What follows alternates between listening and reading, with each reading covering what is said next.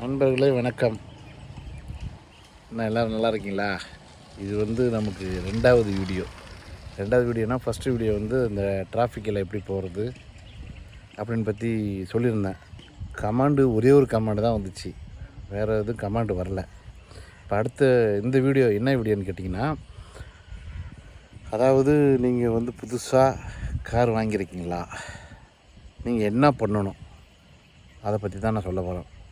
அதுக்கு முன்னாடிலாம் பார்த்தீங்கன்னா பழைய வண்டினா பார்த்தீங்கன்னா அம்பாஸ்டர் தான்.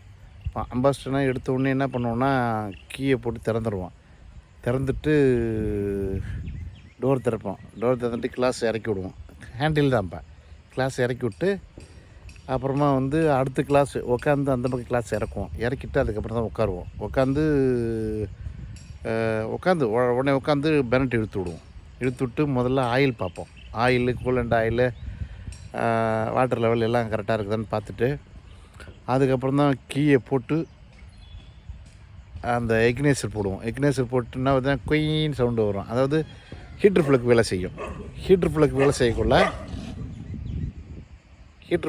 செய்யும். அப்போ பார்த்திங்கன்னா அந்த ஹீட்ரு ஃப்ளக்கு ஆன் பண்ண பிறகு தான் நாங்கள் வண்டியை ஸ்டார்ட் பண்ணுவோம். ஆனால் இப்போ என்னன்னு கேட்டிங்கன்னா, லேட்டஸ்ட் டெக்னாலஜி இப்போ பார்த்திங்கன்னா என்னென்னா லேட்டஸ்ட் டெக்னாலஜினா வண்டி ரிமோட்டு தான். ரிமோட் ஆன் பண்ணிவிட்டு எப்பயுமே ஒன்று நல்லா தெரிஞ்சிங்க. நான் சொல்ல போகிறது முக்கியமாக கவனிங்க. இதை நல்லா கவனிக்கணும். ரிமோட் திறந்துட்டு யாருமே ஆயில் பார்க்குறது கிடையாது. இப்போல்லாம் ஆயில் பார்க்க லேட்டஸ்ட்டு வண்டி இல்லை. அதனால் கம்பெனிக்காரன் 10,000 கிலோமீட்டர் ஆயில் சர்வீஸ் பண்ணால் போதும், ஆட்டோமேட்டிக்காக அவங்க பார்த்துப்பாங்க. எல்லாமே கூலண்ட் ஆயில் குறையுதா என்னன்னு பார்க்க மாட்டாங்க. நம்ம அவசியம் பார்த்துக்கிட்டா நல்லது. முன்னாடி பழைய வண்டியில் பார்க்குற மாதிரி பார்த்துக்கிட்டா நல்லது, ரொம்ப நல்லது. அதாவது இப்போ என்னன்னு கேட்டிங்கன்னா,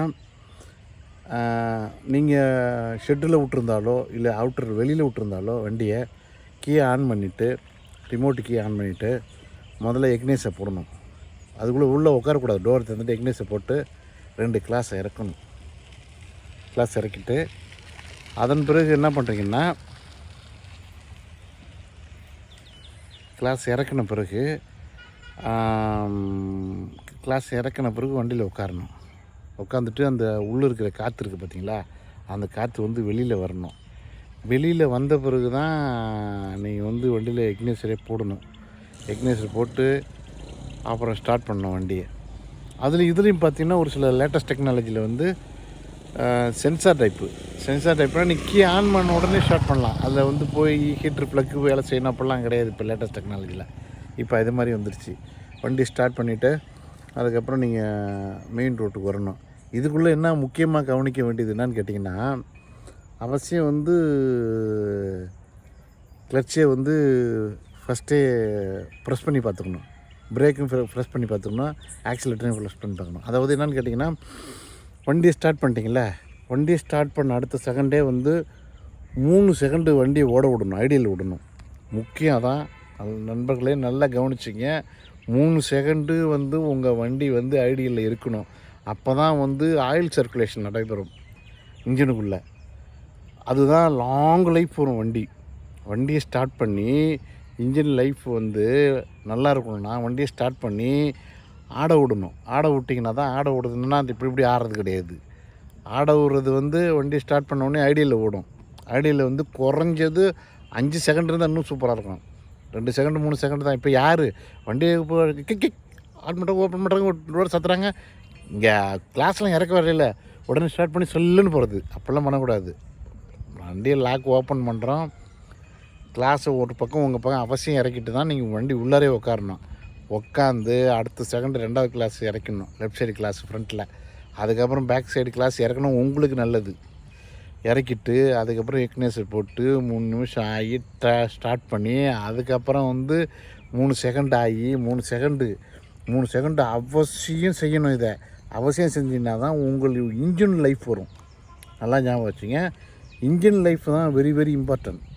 இன்ஜின் லைஃப் வேணும்னா கண்டிப்பாக நீங்கள் 3 செகண்டு வண்டியை ஐடியில் விட்டு தான் ஆகணும், வேறு வழியே இல்லை. வண்டி ஸ்டார்ட் பண்ணி அது மாதிரி ஓட்டினீங்கன்னா நல்லாயிருக்கும். அதேமாதிரி நீங்கள் போகிற டிராஃபிக்கில் அட்வான்ஸாக அதிக பிரேக் யூஸ் பண்ணக்கூடாது, கியர் தான் யூஸ் பண்ணணும். அது மாதிரி போக போக பழகிடும் உங்களுக்கு. வண்டி ஓட்ட நல்லா ஓட்ட தெரிஞ்சுன்னு வச்சுங்களேன், போக போக உங்களுக்கே பழகிடும் டிராஃபிக்கில் எப்படி போகணும் எப்படி வரணும் அப்படின்னு. அதான் அவ்வளோதான். நன்றி நண்பர்களே, வணக்கம். தேங்க்யூ. ஜெய்ஹிந்த்.